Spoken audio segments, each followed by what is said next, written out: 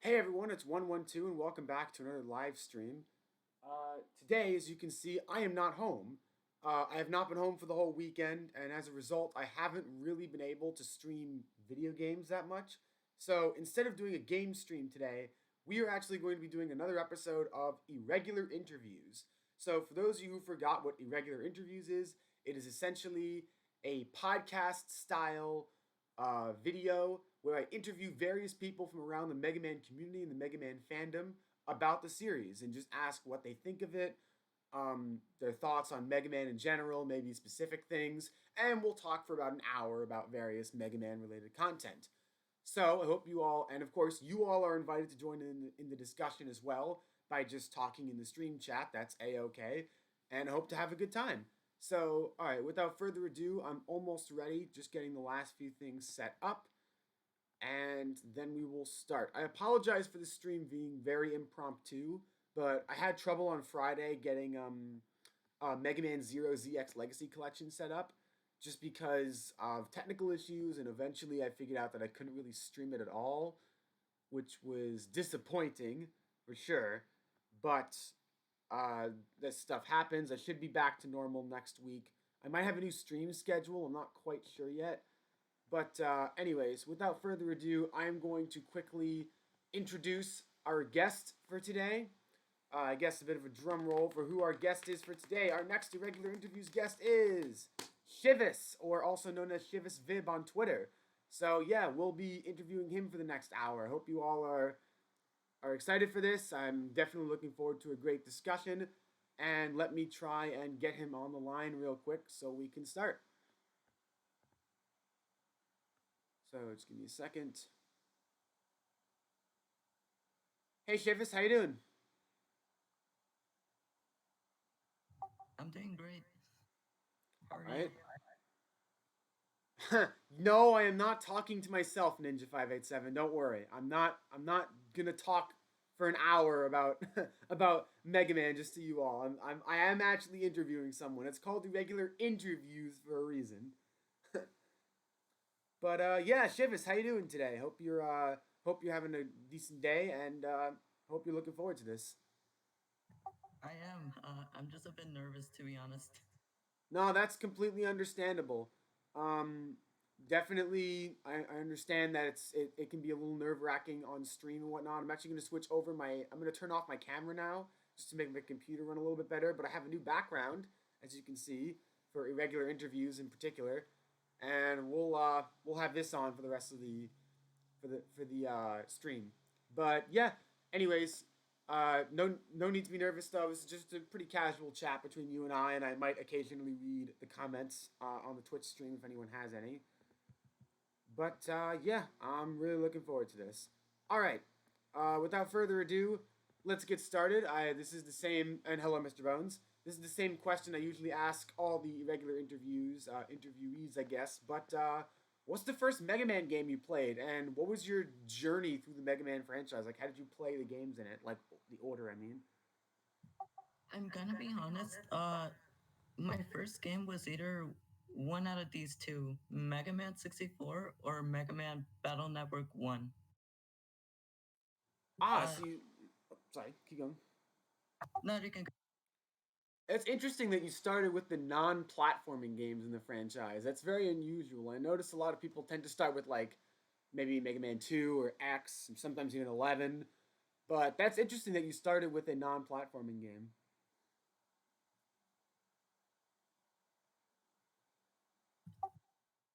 And Mega Man's been with me my whole life, but I never really got into the franchise until only recently, until I joined the Discord server. Hey, that's completely fair. And by the way, for those of you who are wondering, who are on my stream but are not on the R Mega Man Discord server, it's a pretty great place to be. Discord.gg/Mega Man. And we talk a lot about the franchise in general, and definitely come and join on the discussion if you wish. But that's interesting that it's been with you your whole life. I mean, I know some people. I honestly did not know that you've been playing Mega Man for that long. But that's really cool.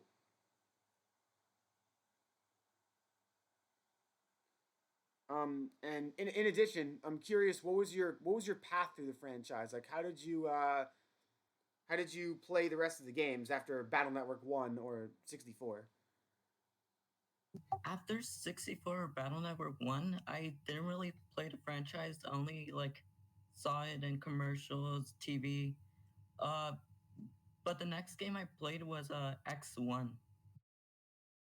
Ah, that's definitely a good introduction to the platforming side of the franchise. I mean, it does a great job of introducing all of its concepts and then kind of iterating on them until the final battle with Sigma. I played through the game like 5 times. I could not get enough of it.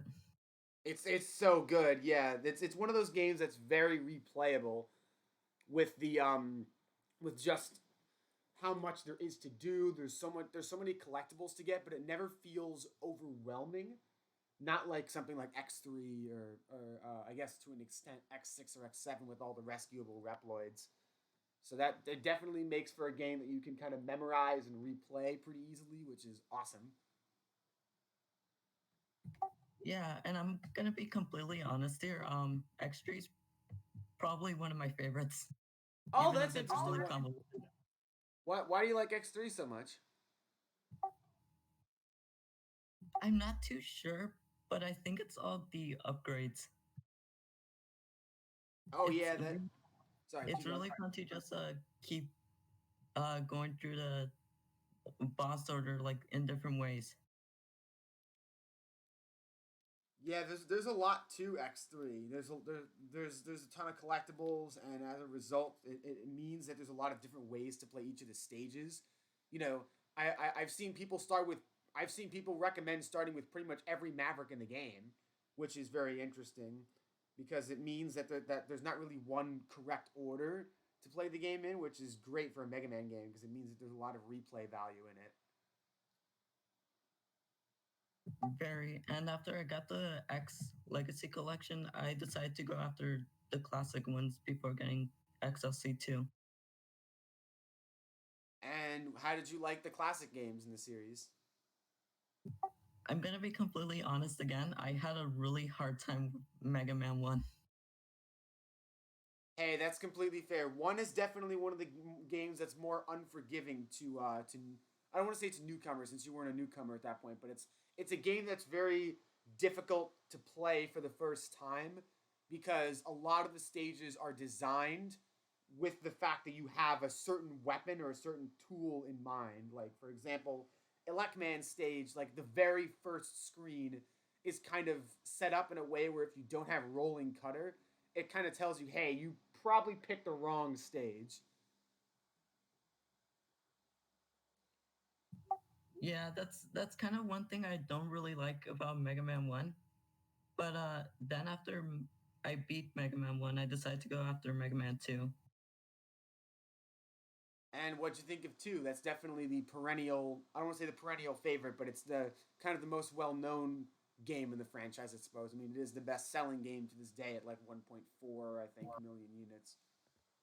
I liked it though. I felt it was a bit easy, and Metal Blade kind of made the game a little bit unfun. But that's because I was playing on the easy mode per se. Oh yeah, with obviously you could play normal or difficult. Um, and yeah, there's it definitely it it's definitely advised you play on normal first. I would say even in difficult mode, the game isn't too difficult, but it's still a lot better for newcomers to play normal modes to get used to the. And again, you weren't a newcomer at that point, but you know what I mean. You've beaten a couple of games, but you know what I mean. Like the first time through the game in general, it's better to go on the normal mode. Yeah, and I actually didn't know that the normal mode was added for the English release. Yeah, Capcom USA ended up adding that because I don't remember the exact reason, but I believe it was because they thought that it would be better for newcomers, and I guess since Mega Man 1 didn't sell too well in anywhere, but especially in the United States because of the box art mostly, but also for some other reasons. I guess they wanted to ease people into the franchise a little bit. The box art, oh my gosh. Bad box art Mega Man is a meme to this day, and for good reason. Lives on.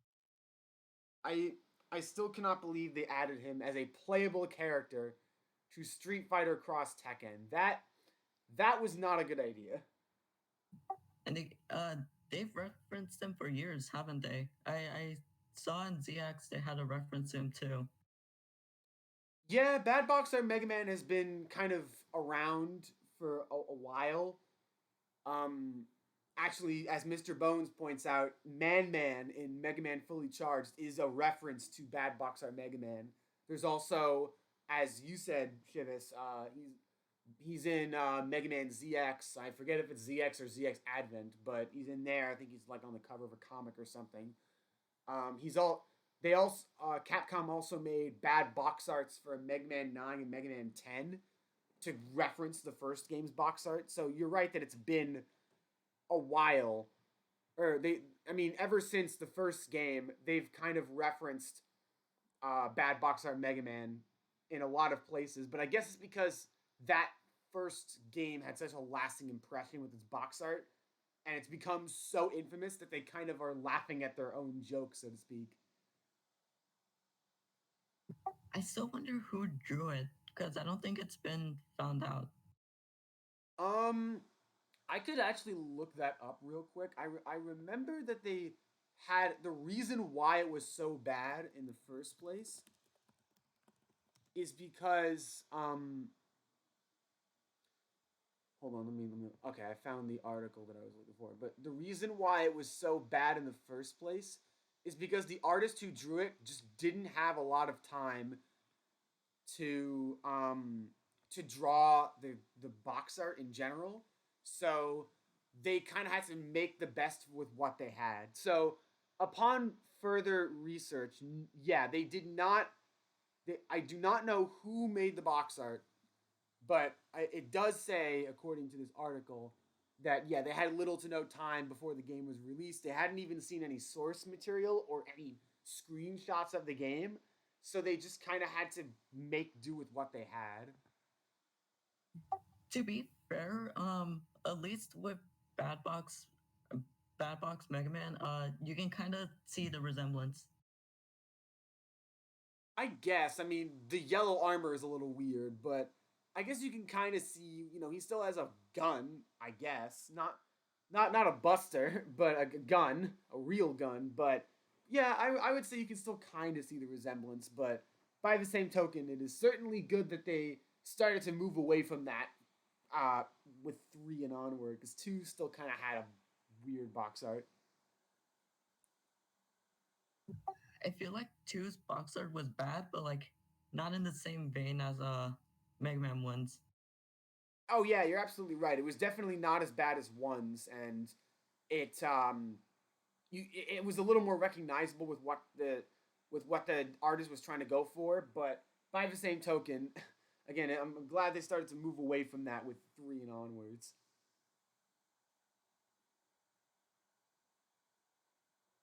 Very true, but I also do like that they kind of brought it back for Mega Man 9 and 10 as another like callback besides the game being 8-bit. Yeah, it was a nice callback to 1 and 2 in that respect, which makes sense because I guess 9 and 10 are supposed to be companion titles to um, the 8-bit games. I don't want to say. I mean, they might as well be kind of enhanced NES games. I suppose is the best way to put it. So calling back to that not only in gameplay but in box art as well was a good choice. Though talking about 9 and 10, it sucks that those were the last games, even though they were really good. But like those were the last games we would see in like years.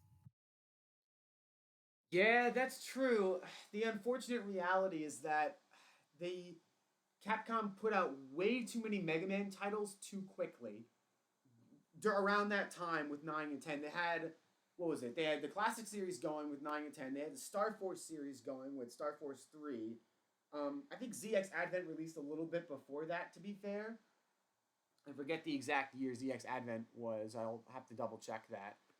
But they had too many Mega Man games going at the same time, and it just kind of got to the point where consumers were overwhelmed with the amount of titles there were in the franchise, and ultimately it's part of what led to the series collapse um for 8 years. And Advent was 2007 apparently, according to Ninja 587. Thank you. So it wasn't quite during the time of 9 and 10. It was just before that, but still, there were too many games releasing too quickly. I'm glad Mega Man's taking a bit of a break though, like just a few delays, so we can get the best games we could possibly get. Yes, absolutely. And as Mr. Bones points out, the original ZX was 2006, so they released ZX and ZX Advent 1 year apart, which is not the best. I mean, they should have given a little more time to Inti creates. Maybe that would have fixed some of ZX Advent's problems, like the pseudoroids being almost completely useless in normal gameplay. But yeah, to your point, Chivis, it's definitely great the the Mega Man series knows when it's kind of hit its limit now. I mean, with obviously 2018 was Mega Man 11, and that was definitely an amazing game, certainly one of the best in the series. But by the same token, before the next Mega Man game, which I won't get into, I know that there was a leak that happened where there was like a game that was revealed. I don't want to talk about that too much, just out of respect for the employees at Capcom. But I'm glad that next game is kind of being scheduled at a time where it won't overwhelm consumers and players. That's true. Also, talking about the next Mega Man game, what do you think about the Mega Man Builder thing with the motion control? Oh yeah, that's true. Because we did also get making Mega Man Code Legend that came out a little while ago in Japan, and it's now being released in the United States. I like the idea of it. And for those of you who don't know, it's basically a kind of game creator where it uses, as Shiva said, motion controls in order to allow players to control Mega Man. Because you build this little motion controller. I'm sure that you all can look it up. But yeah, it uses this kind of motion controlled. I don't say motion controlled controller, but that's the best word I have for it. And essentially, um, it uses this like Scratch. If you know what Scratch is, the coding language, it uses Scratch in order to allow people to code their own Mega Man games. And I like it. I also don't think it should be $200. That's a bit much. I had completely forgotten it was 200. Yeah, the Kickstarter for it required you to pay. It was in yen, to be fair, but it was like $250 or something like that. And I love the idea of it. I am not paying $200 for a game creator. I'm sorry. Cool idea, not worth it though. At least not for Absolutely. the Yeah, Ninja 587. It was like 250 or something like that. I'm sure you can pull up the Kickstarter, and it should still say the amounts that were required for like backer pledges. But yeah, it was just a bit much. I mean, I understand that the controller probably costs a pretty penny, but I better be able to make X9 with $200, says Mr. Bones. Oh man, imagine if someone actually creates an X9 with that game creator. That would be quite ironic. also that Monopoly styled Mega Man game looks pretty cool. Which game? You'll have to be a little more specific. The one coming out like later this year or announced earlier this year. Oh, are you referring to the board game that got announced? Yes. Oh, right, Mega Man All Stars.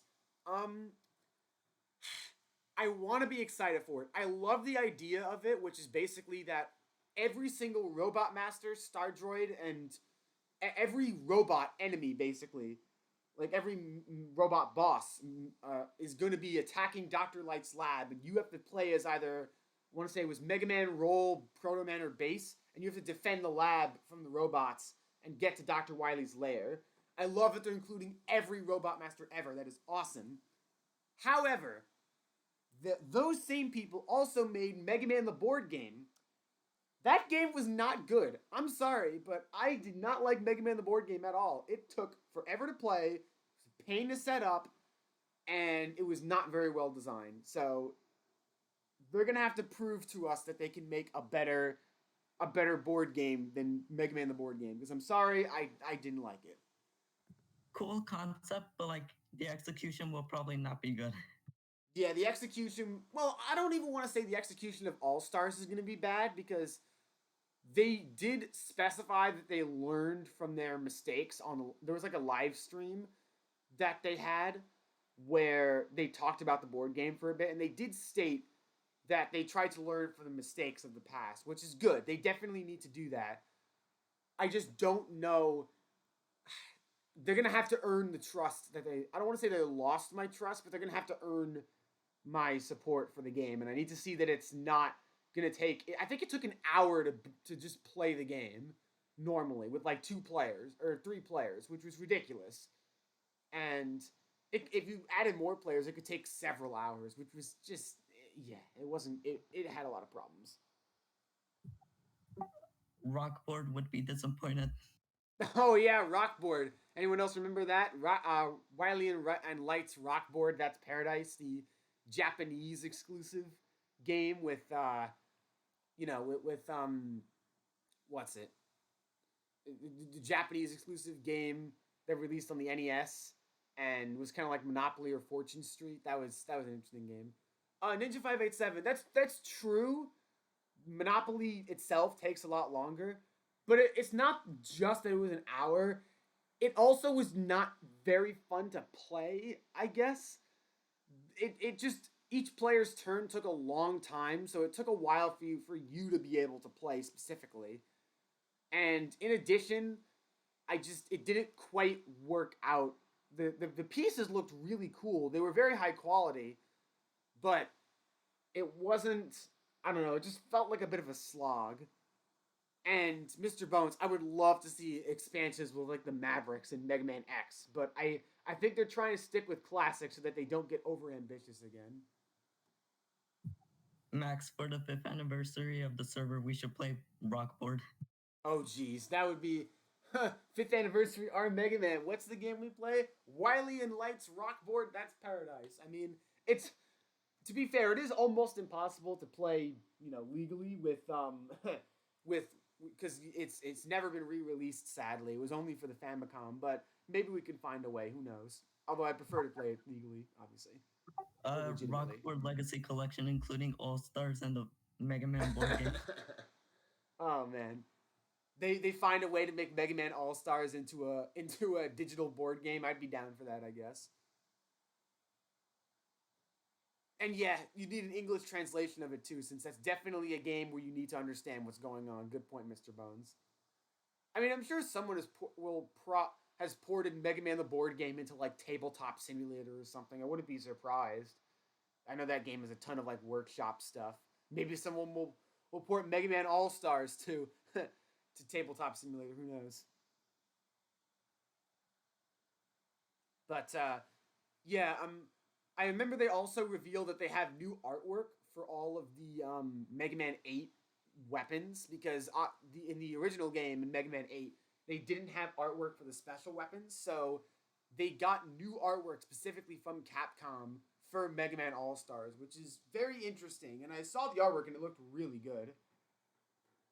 That that's really awesome. That also reminds me they're making new artwork for some Mavericks, and I think including our favorite Burn to the Ground. Oh jeez. Remember everyone, I said this in the R Mega Man Discord server, but Heinerd's Law. If there's a video about Mega Man X7, it is obligated to include the boss fight against Flame Heinerd at least once and show that clip. It's I swear it almost never fails. Almost being the key word. It has failed a couple times, but for the most part, if there's a video about X7, there will be a Heinerd clip.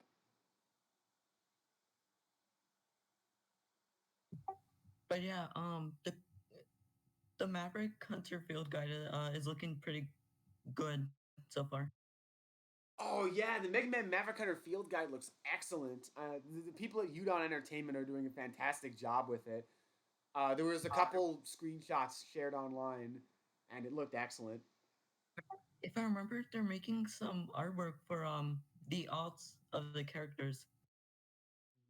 Yeah, they are. They commissioned Capcom. Well, I don't say commission, but they got Capcom to do some new artwork for the X. I think it was X7 and X8 and X Command Mission Maverick specifically, because they didn't really have official artwork beforehand. The best they would have had to do otherwise was the 3D models that they use in the game. Looking excellent. Nice one, Ninja 587.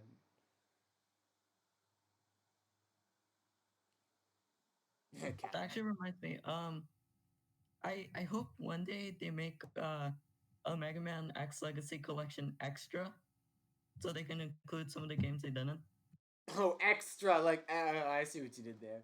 Yeah, that would be nice. I mean, there's not many X games that are left besides the main 8 ones. I mean, the only games they would have to include are Extreme, Extreme 2, and then X Command Mission. That would be nice, though, especially because I feel like Command Mission is very underrated. It's not the best RPG in existence. I would even go as far as to say every Battle Network game, yes, even, well, okay, maybe not Battle Network 4, but the other 5 Battle Network games are probably better than Command Mission.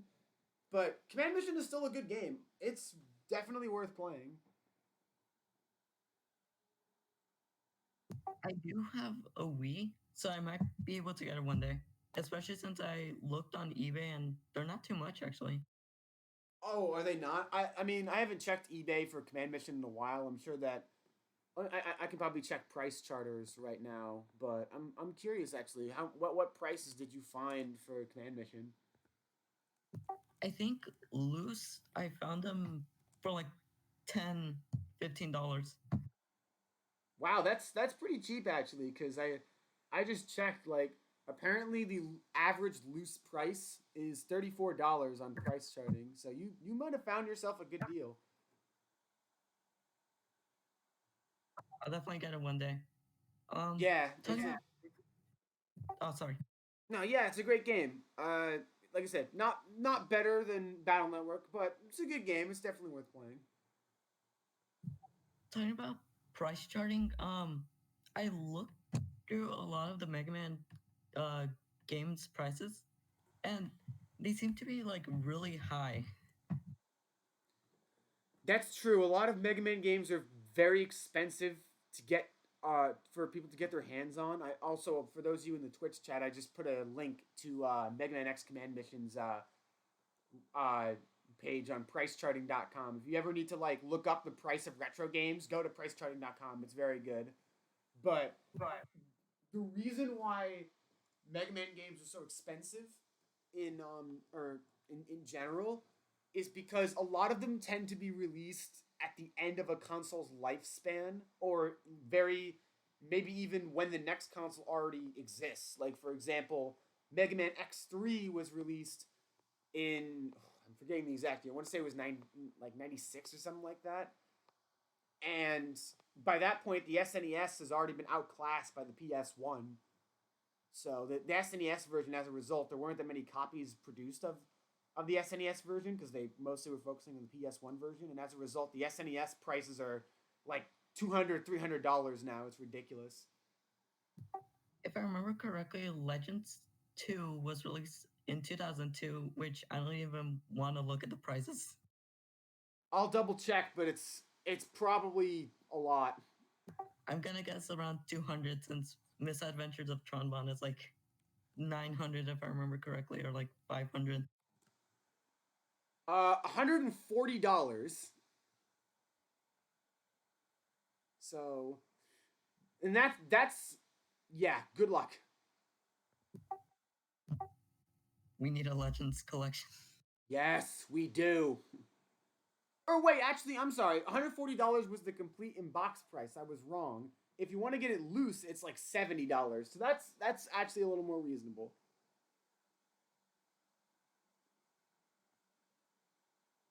But yeah, you're absolutely right about us needing a Legends Legacy collection. A Legends collection. Legends collection. Yeah, but the hope is that, I mean, Battle Network almost seems as if it's kind of certain that that game is going to be happening. Like, that series will be next. just because it's the 20th anniversary. There's been a lot of merch going around. They're in X Dive and everything. There's a whole event for them. But yeah, I'm with Mr. Bones. My bet is that we'll be getting a Battle Network Legacy Collection sometime this year. You know what? It's really convenient that next year is Legends' anniversary. Oh, what anniversary is it? I do not remember correctly, but I think it was 20th or 25th. That would be perfect for a Legends collection. There you go. The the only thing I'm concerned about is they would have to make at least a couple of changes because there's been an ongoing problem with re-releasing Mega Man Legends because a couple of the buildings in what's the town called in Legends 1. I'm sure you remember. uh the town with the apple market. I forget the name of it.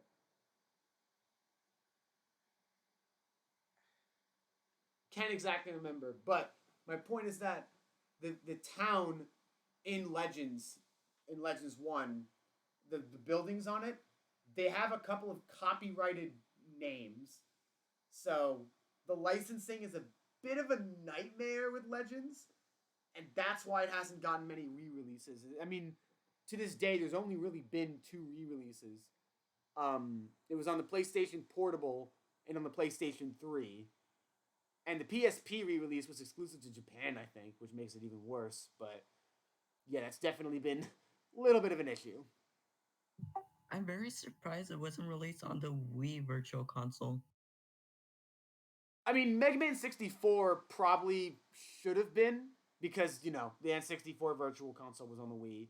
But my Yeah, guess is, yeah, my guess again is the licensing was the problem.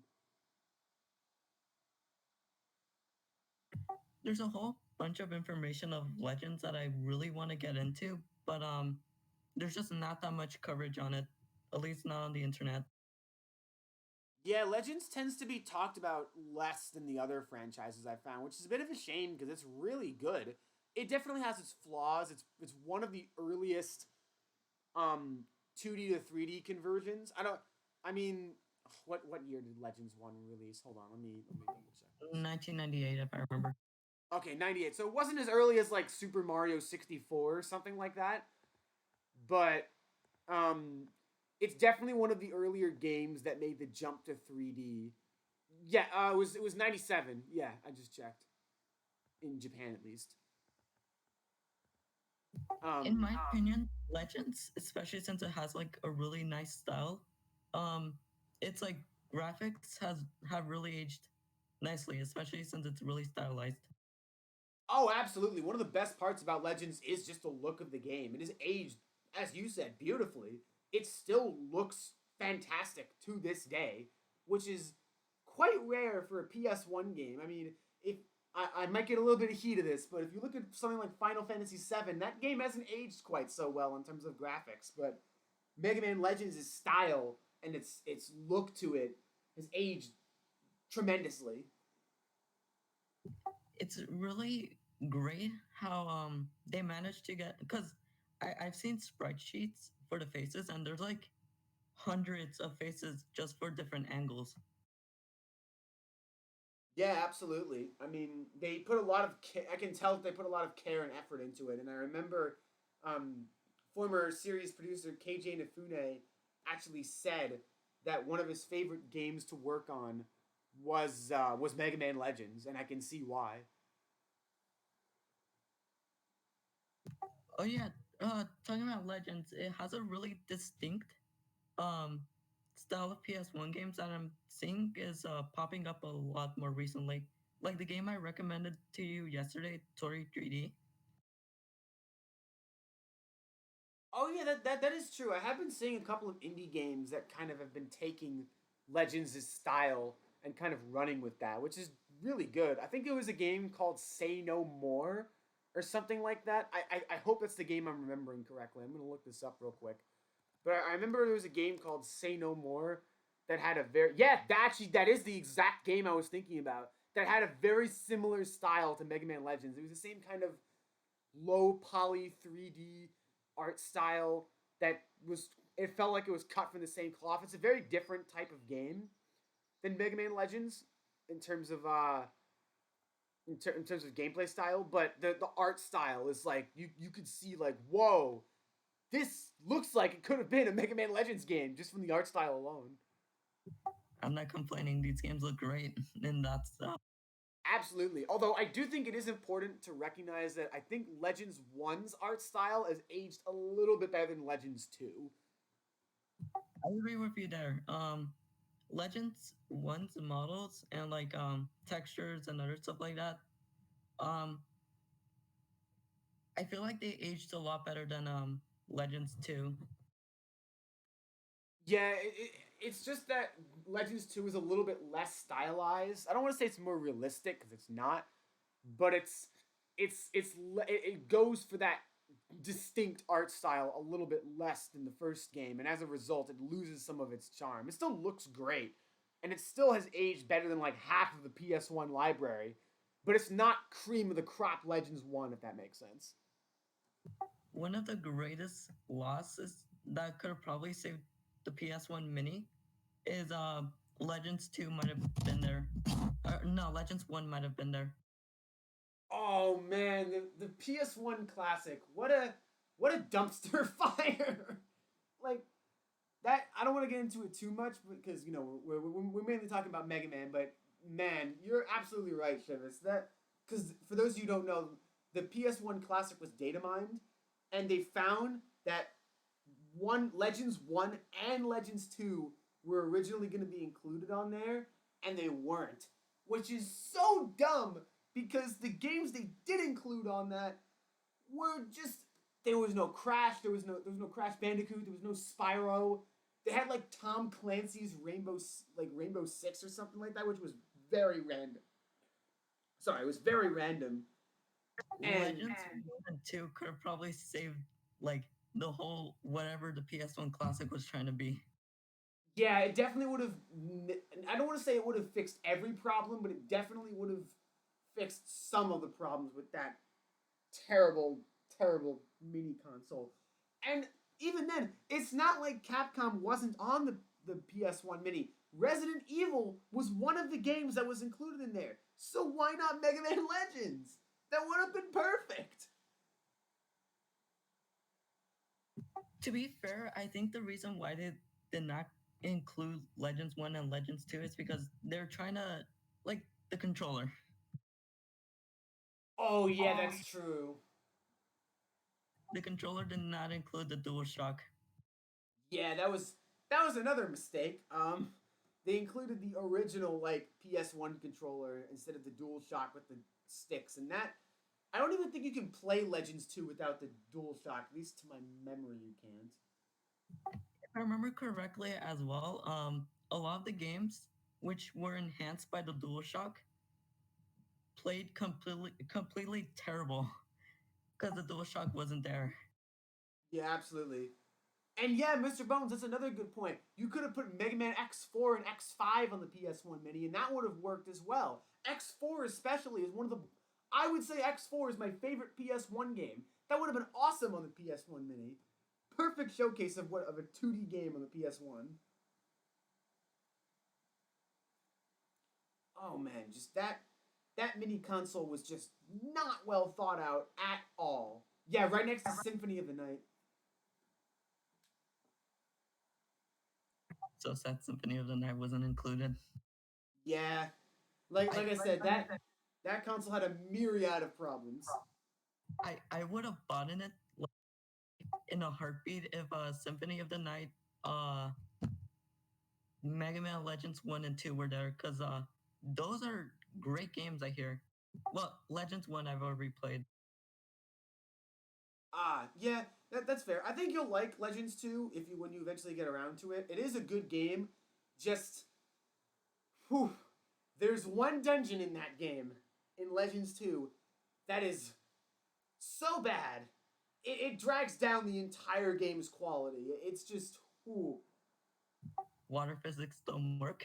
Yep. Nino Island in Mega Man Legends 2, one of the worst dungeons I have ever played in a. I don't want to say a Zelda. I mean, it is very similar to Legend of Zelda, but I guess the better term for it would be an adventure game. It is one of the worst dungeons I've ever played in an adventure game. That dungeon is awful. It takes forever to do anything. It's like everything is covered in molasses.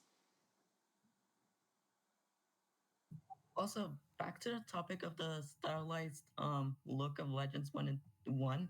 Um, from the little bit of Legend Street footage that we got, I feel like, and I think it was gonna go back to that style. You're probably right. I think Legends 3 was definitely trying to capture the first two games, or really the first game's art style a little bit more after Legends 2. You're probably right on that. Also, I saw someone mentioned the Ocarina of Time water temple, and that just gave me flashbacks. Oh yeah, Ninja 587 asked if Nino Island is worse than the Water Temple in Ocarina of Time. Um, I'd say they're both bad, but for entirely different reasons. The Water Temple is annoying because you have to switch back and forth between the Iron Boots and not using the Iron Boots very frequently. That's not quite the reason why the Nino Island in Legends 2 was so bad. Nino Island was annoying because you moved very slowly underwater and it took forever to do anything. A little off topic, but in that Ocarina of Time water dungeon, there's a way to skip it in the 3DS remake. I've done it once before, but I haven't played Ocarina of Time 3D in a while. Yeah, I also played an Ocarina of Time 3D Ninja 5 and 7, and yeah, I played the 3DS version.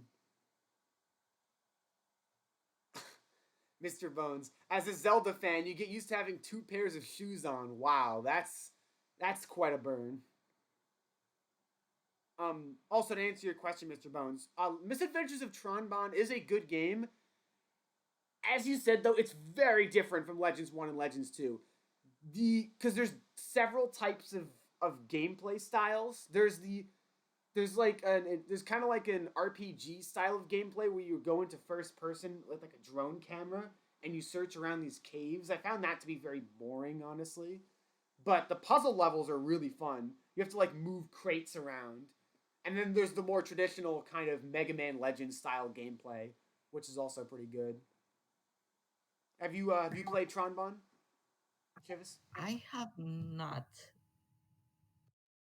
It's worth one playthrough, not much more than that, just because some of the levels are not the best. Like I said, the levels they call like RPG levels, where you're in first person and you just trek through these island caverns, is not hasn't aged quite so well, just because you're it's basically just go over here, talk to this person, then talk to this person, then move on to the next section. There's no action. There's no it doesn't have that sort of action feel to it that the rest of the game has. It's a little I don't disjointed, I guess is the best way to put it. I will say it's probably one of the reasons the surf bots have gotten to its popularity. Oh, that's definitely true. The serve bots are great in Legends 1 and Legends 2, but they are a million times better in Misadventures of Tronbon because there's 41 of or there's 40 of them, and each serve bot has their own kind of personality that you really get to know the serve bots, and you can even set your favorite serve bot. Like if you can put like a red cap on them on their head, and it designates that as your quote unquote favorite serve bot. It's such a great idea, and there was actually a 41st serve bot, but it was exclusive to Japan, and it's a whole that's a whole nother can of worms, I guess. Can of serve bots. Everyone is here. Everyone is here, yeah. Mr. Bones, yes, the serve bots are playable in Marvel vs. Capcom 2 along with Tronbon. They are both. Well, the serve bot's kind of a joke character, but Tronbon's pretty fun to play as. I also heard Servots in X Dive now. Yes, the serve bot is actually playable in X Dive. I think it's the same thing where they're kind of a joke character, but they're it's funny that they keep reappearing. It's basically Capcom's mascot now. Yeah, I mean, actually, here's a fun fact for you guys. when Capcom hires new design or like artists, like new design, like new people for the design team, one of the tests they have them do is to design a serve bot from scratch. And the reason for that, at least from what I've read, is because the serve bot looks very straightforward, but there's actually a lot of very specific elements to it that you wouldn't normally see coming if you were to just look at it. So it's a good test for like newer design team artists. About to get a about to get a job at Capcom by drawing a servbot. By drawing a serve bot, yeah, there you go. Yeah, exactly, Mr. Bones. Serve bots and Mets are the mascots of the franchise. And Ninja 587, if a serve bot was in Super Smash Bros., they would get destroyed. They'd be like Pichu in Melee. To be fair, I feel like the servbot might be a little bit hard to hit. That's actually their greatest strength in Marvel vs. Capcom 2 is that they have the smallest hitbox of any character, so it's very difficult to hit them. And Ninja 587, Capcom actually has confirmed that serve bots are based off of Legos. That was entirely intentional. They also had a concept back when they were making Legends or Tron Bond. Uh, they would detach their heads and then attach it to like a vehicle, but it was scrapped. Oh yeah, I saw that. That looked kind of weird to an extent. I'm kind of glad they didn't go through with that because that was a little strange. The Dead Rising servbot had, but like to much greater extent. Oh no. Yeah, you can wear a serve bot head in Dead Rising. Same with you can also wear was it like the first armor in Dead Rising and it was completely busted. Oh my I god. never knew that, Sorry, but repeat that's that? actually really sorry. No, I was going to ask you to repeat that. Uh, actually never knew that, but that is really cool. Yeah, Dead Rising is a lot of Mega Man references because KJ Inafune created both franchises. Oh god, Mr. Bones, Super Servbot Odyssey. The Servbot's head is not Cappy. He can't possess stuff. Instead of collecting moons, they just collect random items, Oh, random household items. oh god, and then they returns it to Tron Bon and the Bond family.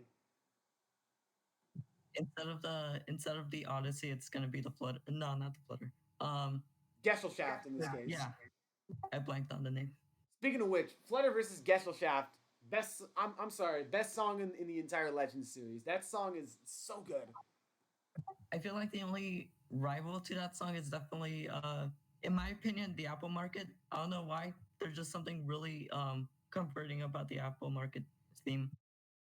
That's true. The Apple Market, they definitely nailed the kind of small town vibe that they were going for with the Apple Market. I really need to replay Legends again, or 64, since that's the version I have. It's a great game for sure, and it like we talked about earlier, it's aged tremendously well. One thing about 64 I noticed is that it's missing like something in the code. So whenever you get on a platform, it slowly moves you off. And I also noticed the colors are a bit darker. Interesting. Could you talk a little bit more about that? Actually, I didn't know this. 64 has a lot of really odd changes that I noticed, and I remember listing them in the Legend series chat. Um, One of the really odd changes I saw was that in one area of the field before you fight the Marl Wolf, um, it's missing a bridge in the from the PS1 version. There's like a river going through, but it's like missing the bridge where the river was. Huh? That's rather interesting. I could probably screenshot it one day. Yeah, I'd love to see that because I didn't know. I've never. I played the PS1 version of Legends. That's very interesting. Oh Um, yeah, it's also missing the YAG building, which is one of the copyrighted buildings. yeah, that's an example of something they'd have to take out because that's copyrighted, sadly. Same thing with the soda cans. There's a symbol on them that they can't have because of licensing. Mr. Bones, to your point, yes, you can also have the Z Saber in Dead Rising, and there's also an outfit based off of Mega Man Volna. I forget which games those are in, because the Mega Man references are kind of spread out between the four Dead Rising games. But yes, you are correct. Oh, one last difference that I can note here. Um, the shining laser is missing its last form. Like how it looks. Once you get to the second, like Legends, the PS1 version had three ways the shining laser could look like. One was like a tiny laser. The second one was like a bigger laser in a triangle formation, and then the last one was like a really huge triangle shaped laser. 64 is missing the third one. Huh. I guess because of memory capabilities, that would is the only thing I could think of off the top of my head. Like maybe they just ran out of memory or something like that. Probably. The audio is also really not that good. It's like it gets really drowned out. I did hear about that. Yeah, that's definitely because they made the jump from the PS1 to the N64 because the N64 is a weaker hardware. Another one in the game shop in the Apple Market, instead of saying Mega Man Legends, it says Mega Man 64 at the start. But later in the game, for some reason, it goes back to saying Mega Man Legends instead of 64. They probably just didn't code it. They were probably like, who cares for that part.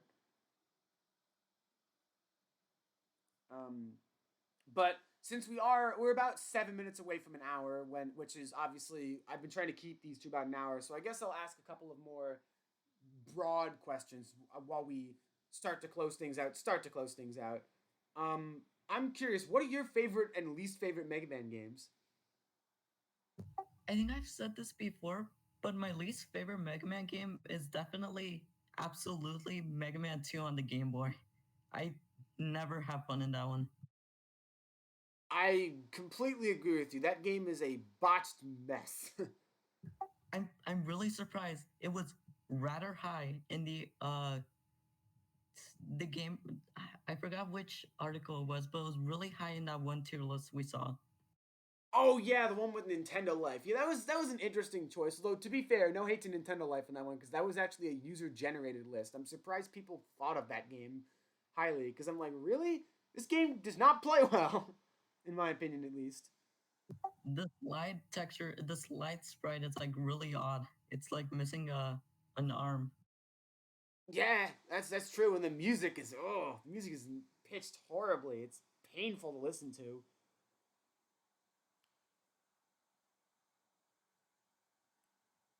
So yeah, I mean, Mega Man 2 and the Game Boy definitely. Whew, that game has its fair share of issues, and I can see why it's your least favorite Mega Man game. That's understandable. But what's your favorite Mega Man game then? The one that you think is the best Mega Man game ever made, and the one that they kind of did the best work in.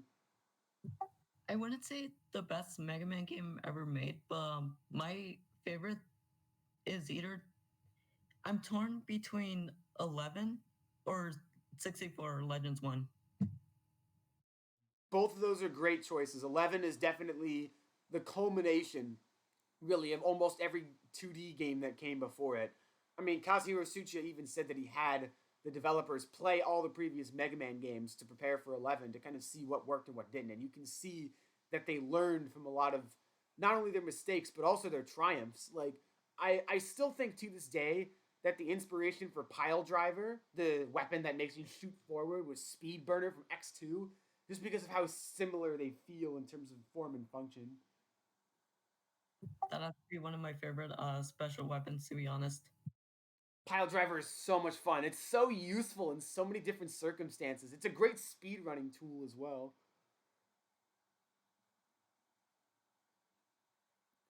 And to your other point, I mean, Mega Man 64 Legends 1 is an all time classic. Honestly, it's a 3D kind of adventure game that is fun to replay and explore. and see different aspects of it. There's so many different weapons to get and obtain and use to your advantage. The boss fights are really fun. The music is probably my least favorite part of the game, actually, just because I feel like a lot of the songs are a little bit more ambient, which is not precisely my taste, but I can understand how it enhances um, the game's quality in general. That's fair. I really loved it to the point that I even speed ran it once. Um, I think I got like 2 hours on easy mode. Hey, that's pretty good. Congrats. That's definitely not an easy thing to do, to speed run a game. It I think require. my favorite part was grinding for the shining laser though. That's true, yeah, because in a speed run especially, you're gonna want the shining laser just because that weapon is so absurdly broken. It even defeats Juno in like what, 30 seconds or something like that?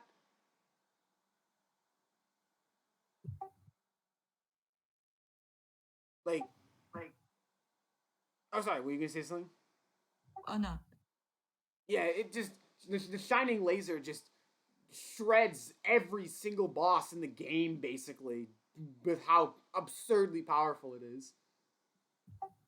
though I'm gonna be honest. I didn't know the vacuum arm existed, so I could have probably grinded for the shining laser a lot easier. But in my first playthrough, I did not know the vacuum arm existed. Oh, really? How did you grind for the shining laser then? Mm, In the first of the many endgame dungeons, I decided to just like beat the enemy, beat the enemies there, and then like repeat. Oh, like go to a room, exit the room, re-enter the room, kill the enemies, and then just repeat that over and over. Yep. Also, one more thing. I heard Legends on the PS1 had load times, and I think 64 didn't since it was on a cartridge, which really made my grinding time a lot faster. Oh yeah, the loading times in Legends One weren't terrible. They were pretty manageable, all things considered. But I can see how that would definitely greatly help grinding, just by removing those load times. Um, yeah, I mean the grind the loading times weren't terrible though to begin with. I've definitely seen much worse from both the PS1 and just games in general. I think Sonic Adventure on the Dreamcast had like 10-minute loading time. Oh yeah, yeah, that's a good example. Blaster Master Blasting again also had a bunch of loading times in the top down sections, and that really hurted. I haven't played that one actually. That's the PS1 Blaster Master, right? Yeah, I gotta I play hear that at some point. it's good.